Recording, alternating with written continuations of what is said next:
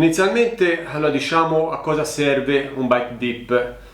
Non tutti adoperano i dip in pesca, io a volte li adopero, a volte no, a seconda delle circostanze. Però diciamo che in determinate occasioni immergere la propria esca in queste soluzioni, ecco, ci dà quella marcia in più per svoltare in certe sessioni difficili.